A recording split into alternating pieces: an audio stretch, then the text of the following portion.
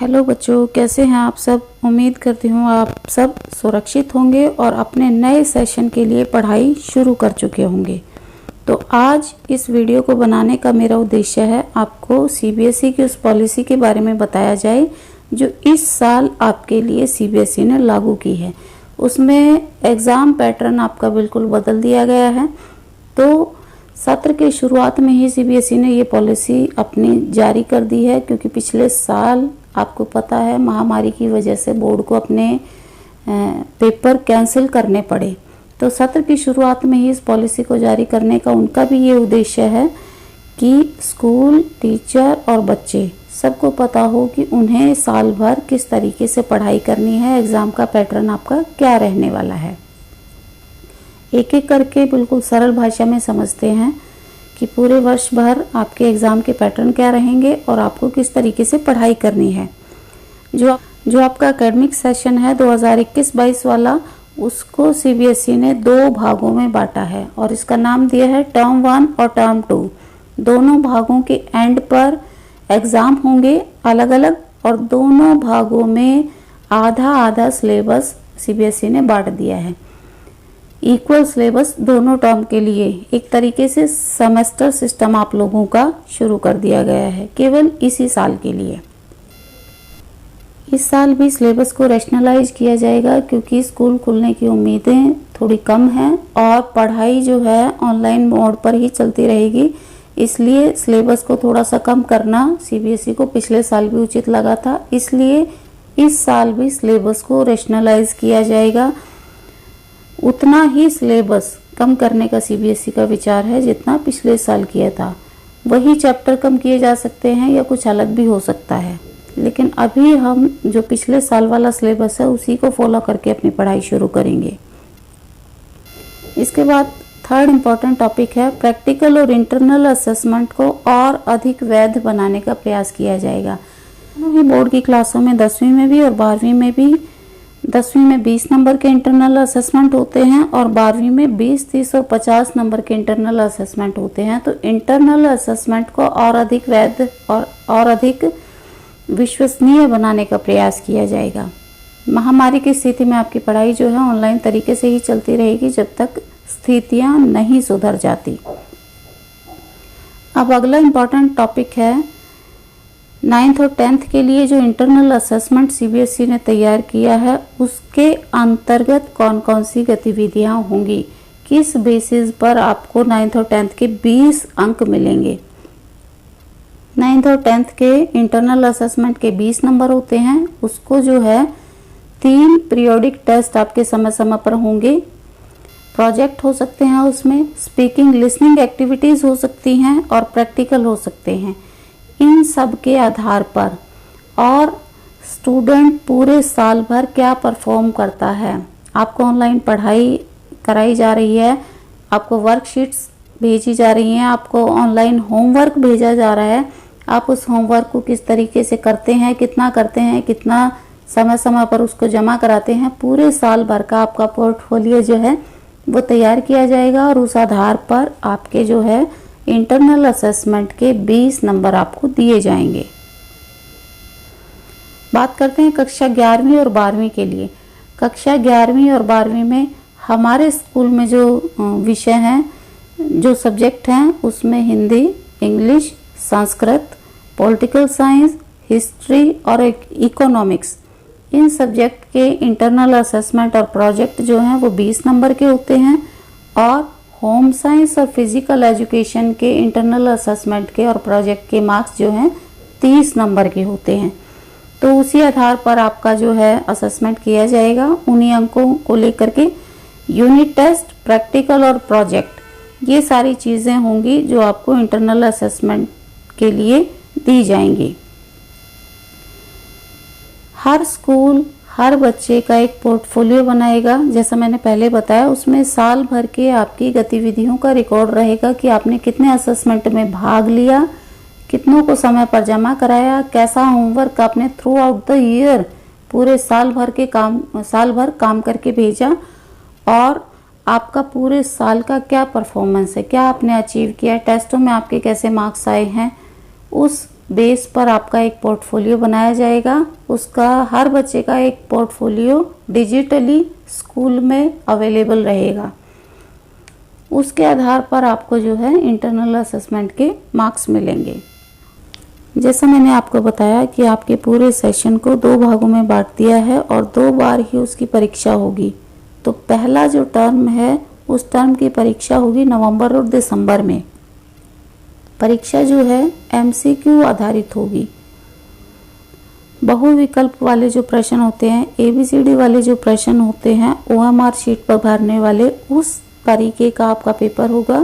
और इस परीक्षा में 50% सिलेबस, जो मैंने बताया था कि आधा आधा इक्वली डिवाइड है दोनों टर्म के लिए, तो वो 50% सिलेबस ही उस पेपर में पूछा जाएगा। परीक्षा का समय जो है आपका 90 मिनट का रहेगा। इस तरीके से टर्म 1 के जो आपके एग्ज़ाम है वो MCQ बेस्ड रहेंगे और आपको जो है अपने फर्स्ट टर्म के लिए उसी तरीके से पढ़ाई करनी है। आपको अपने सिलेबस में से MCQ वाले प्रश्नों पर ही ज़्यादा फोकस करना है। परीक्षा का प्रश्न पत्र जो है वो CBSE भेजेगी। उसी स्टैंडर्ड का CBSE के लेवल का वो पेपर होगा और परीक्षा कैसे कंडक्ट होती है उसके संचालन पर भी CBSE का पूरा नियंत्रण रहेगा। इसका मतलब है कि अगर आपके स्कूल खुले और स्कूल में आप आकर के आपने पेपर दिया तो हो सकता है आपको अपने स्कूल में पेपर देना पड़े, या हो सकता है CBSE आपको सेंटर अलॉट कर दे और वहां जाकर के आपको पेपर देने पड़े। क्वेश्चन पेपर भी CBSE भेजेगी और कहाँ आपको पेपर देना है ये डिसीजन भी CBSE का ही होगा। परीक्षा जो है OMR शीट पर होगी क्योंकि आपका पेपर जो है ऑब्जेक्टिव टाइप है। इस परीक्षा के अंक आपके फाइनल परीक्षा परिणाम में जोड़े जाएंगे। दोनों सेमेस्टर बिल्कुल इक्वली डिवाइड हैं, इसलिए दोनों के अंक भी आधे आधे रहेंगे और फाइनल रिजल्ट में आपके वो अंक जोड़े जाएंगे। बात करते हैं सेकेंड टर्म की। सेकेंड टर्म का एग्ज़ाम जो है मार्च और अप्रैल में होगा और उसमें जो आपका बाकी बचा सिलेबस है उसमें से प्रश्न पूछे जाएंगे। बाकी 50% सिलेबस जो टर्म 2 के लिए है डिसाइडेड, उसी में से आपसे प्रश्न पूछे जाएंगे। परीक्षा का समय 2 घंटे होगा और परीक्षा का पैटर्न जो है सब्जेक्टिव होगा, यानी लिखित परीक्षा होगी। जैसा पेपर आप देते आ रहे हैं अभी तक, छोटे प्रश्न, बड़े प्रश्न, 1 वर्ड वाले, MCQs, ये सारे तरीके के प्रश्न उसमें होंगे, वो लिखित परीक्षा होगी। अब इसके बाद जो है दोनों टर्म को अलग अलग एक्सप्लेन करने के बाद CBSE ने कुछ स्थितियां एक्सप्लेन की हैं कि अगर स्थिति ऐसी रहती है तो हम क्या करेंगे। सबसे पहले, अगर टर्म 2 के समय मार्च और अप्रैल में स्थिति ऐसी है कि स्कूल बंद हैं, स्कूल आकर के आपकी परीक्षा नहीं ली जा सकती, तो क्या हो सकता है कि 90 मिनट की परीक्षा MCQ वाली जैसी टर्म 1 में हुई है उसी तरीके का पेपर आपसे लिया जाएगा टर्म 2 में भी। अगर मार्च अप्रैल में स्कूल नहीं खुलते हैं तो सब्जेक्टिव पेपर ना होकर के वही OMR शीट वाला ऑब्जेक्टिव पेपर हो सकता है आपसे ले लिया जाए। इसके बाद है कि इस परीक्षा के अंक भी आपके फाइनल रिजल्ट में जोड़े जाएंगे। दोनों टर्म का इक्वल मार्क्स का डिस्ट्रीब्यूशन है। दोनों टर्म के भारांक इक्वल हैं, यानी दोनों टर्म में मार्क्स का वेटेज जो है एक जैसा रहेगा और दोनों टर्म को मिला करके और आपके असेसमेंट को मिला करके आपके जो है फाइनल रिजल्ट को तैयार किया जाएगा। कंडीशन इसमें यह है कि स्थितियों में सुधार है और स्कूल अगर खुलते हैं तो दोनों परीक्षाएं विद्यालय में बुला करके या CBSE द्वारा निर्धारित सेंटरों पर ली जा सकती हैं। तो आपको उसके लिए भी तैयार रहना है। अगली कंडीशन जो CBSE ने एक्सप्लेन की है वो ये है कि अगर नवंबर और दिसंबर में स्कूल नहीं खुलते तो स्टूडेंट जो है अपना पेपर ऑनलाइन देंगे। MCQ वाला जो पेपर है हो सकता है वो आपका ऑनलाइन हो जाए अगर स्कूल नहीं खुलते। उस कंडीशन में थोड़ा सा चेंज हो जाएगा, जो नंबर आपके दोनों टर्म में इक्वली डिवाइड थे, आधे आधे जो नंबर आपको दोनों टर्म के मिलने थे वो उसका वेटेज जो है अगर आपने पेपर घर से दिया तो थोड़ा सा कम हो जाएगा। आसान भाषा में समझते हैं। मान लो आपका 20 नंबर का असेसमेंट है, तो बाकी बचे 80 नंबर को 2 पेपर लेकर के उसको 40-40 में डिवाइड कर दिया जाएगा। अगर आपका एक पेपर ऑनलाइन होता है तो हो सकता है वो दोनों 40-40 के ना होकर के जो ऑनलाइन पेपर है उसको 20 अंक का मान लिया जाए, और जो स्कूल में आकर आपने पेपर दिया है उसको जो है 60 नंबर का मान लिया जाए। यही कंडीशन जो है टर्म 2 पर भी लागू होती है। अगर मार्च अप्रैल में स्कूल बंद हैं तो हो सकता है मार्च अप्रैल का जो रिटन पेपर है, लिखित आपकी जो परीक्षा है, वो ना होकर के एमसीक्यू वाली परीक्षा हो जाए, और वो जो है हो सकता है आपको घर बैठकर वो परीक्षा देनी पड़े। अगली कंडीशन जो सीबीएसई ने बताई वो ये है कि हो सकता है कि पूरे साल विद्यालय बंद रहें। ऐसी कंडीशन में क्या होगा, आपके दोनों पेपर जो हैं, टर्म 1 का एग्ज़ाम और टर्म 2 का एग्ज़ाम, दोनों एग्ज़ाम आपके ऑनलाइन हो जाएंगे, और आपका जो फाइनल रिज़ल्ट बनेगा वो फाइनल रिज़ल्ट इंटरनल के नंबर मिला करके प्लस टर्म 1 के नंबर मिला करके और टर्म 2 तीनों के नंबर मिला करके आपका जो है 100 में से आपका रिज़ल्ट आउट कर दिया जाएगा।